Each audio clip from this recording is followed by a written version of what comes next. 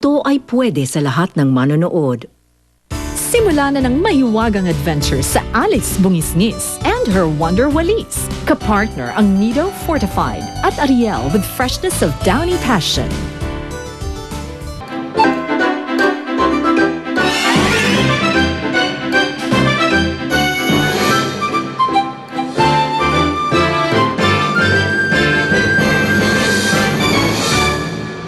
Para saan yan, Ate Alice? Orasyon, Wally. Baka sakaling makalaya na si tatay. Magsisimula na ako. Handa na ba ang mga sangkap? Handa na po. Kompleto na po. Diba, lagi naman nagkakatotoo lahat ng sinasabi ko. Malay mo, ngayon mangyari ulit yun. Magkano na ba yung ginawa mo? Hindi ko alam, Wally. Pero sana, kumana yung cross ko sa dila. Brad, saan ang labasan dito? Diretso ka lang dito, baba ka ng bundok, tatawid ka ng ilog. Pangalawang butas na kuweba, papasok ka. Tapos unang labasan, labas ka. Yun, salamat. Welcome. Peace, brother. Sinong kausap ng dalawa? Si Hilario nagtanong kung paano palabas. Palabas eh. Habulin niyo! Bukas na bukas, tatawag ako sa kulungan.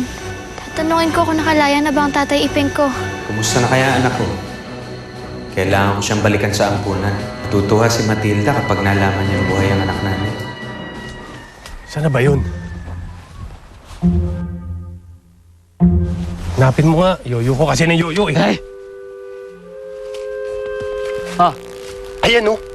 saan? Ayan! Saan? Yan nga! Saan nga? Ay, bulag.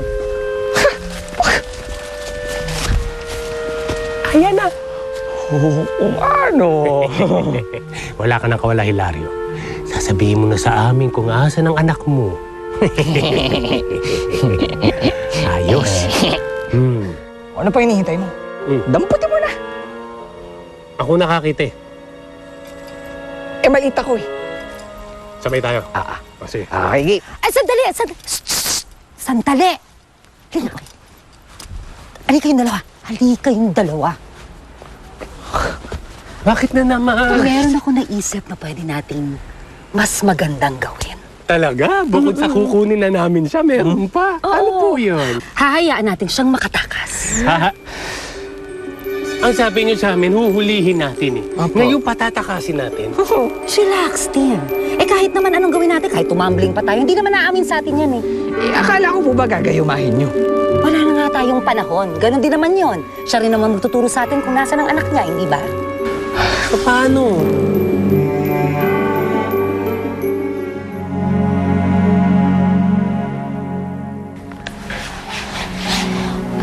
Hello? Magandang umaga po. Si Alice po ito, yung pong anak po ni Felipe Locsin. Tatanong ko lang po sana, kumusta na po yung lagay ng kaso niya? Ganun po ba? Salamat po.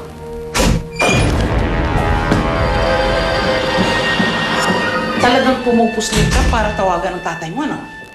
Gusto lang po sana kamustahin kung kumusta po yung lagay ng tatay ko, Miss Kasimsiman. Hindi na makakalabas yun! Mabubulok na yun doon! Dahil magnanakaw yun! Ano? Labas na! Magtrabaho ka na doon! Puslit-puslit? Locsin! May gustong kumausap sa'yo. Pero sandali lang ha. Hindi pa kasi oras ng dalaw eh. Oh, Ace. Natay Peng, dinidalaw ko po kayo. Saka may dala po akong pagkain para sa inyo. Sige po. Salamat, Ace, ha. Malaking tulong ito sa amin talaga. Nagkikita pa ba kayo ni Alice? Nung nakarang araw po, marami po siyang ginagawa sa ampunan ngayon eh. Ace, pasensya ka na. Kung pinagtabuyan ko siya nung huli kayong pumunta rito. Ayoko sanang gawin yun, pero mas mabuti pa kung ganun lang isipin niya. Pero bakit po, Tatay Peng? Hayaan mo na lang na ganun yun. Hindi ko kayo maintindihan, Tatay Peng. Ace, makikiusap na lang ako sa iyo. Kumahari sana, huwag mong papabayaan si Alice. Hindi lamang dahil sa nag-aalala ako sa kanya. Alam mo, nag-iisa na lang siya ngayon eh. Hindi ko po papabayaan si Alice.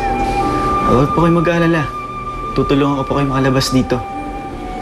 May nakausap na rin po ang abogado napupunta dito para makaayos po yung kaso niyo. Pero wala naman akong pambayad dyan eh. Libre po yung serbisyo, Tatay Peng. Alam ko pa makakalabas kayo dito at naniniwala ako na wala kayong kasalanan. Salamat. Salamat, Ace. Sa lahat ng tulong mo.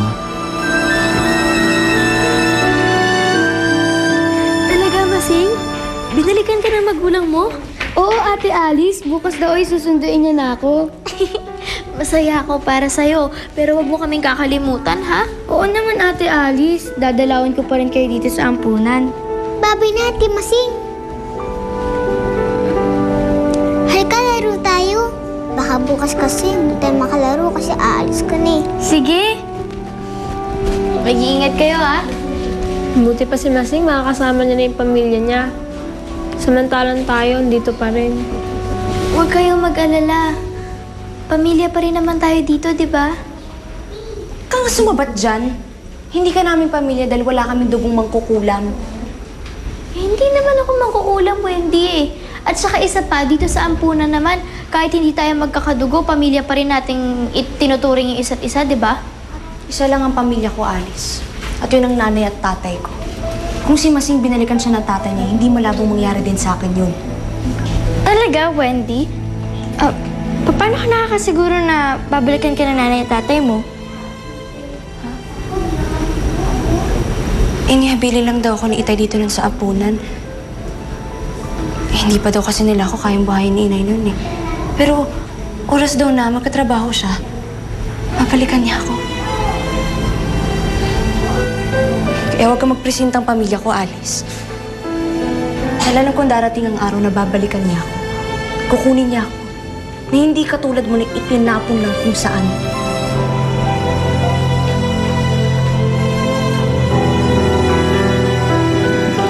Hindi kaya dahil dyan kung bakit nakawala si Hilario? Walang kinalaman ang orasyon ko sa nangyari kay Hilario. Eh bakit nakawala siya sa dagta? Aba, hindi ko alam. Pero, nakaganda ang nangyari. Sa mga plano natin, ngayong nakalabas na si Hilario, makikita ko na ang anak niya. 3 talulot na lang natitira sa gumamela ko. Oras na maubos ito, mapapahamak ako. Kaya kailangan makuha ko ng apo ni Tandang Alicia bago pa mangyari yun. Teka, Chong. May plano ka na ba para natin makukuha yung bata? Meron. Huwag lang papalpak ang 2 mokong na inutusan ko. Ako, napasarap yata tulog ko ah. Wala, makaalis na ako rito.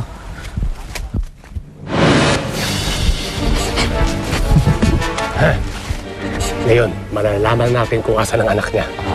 Tara na, game!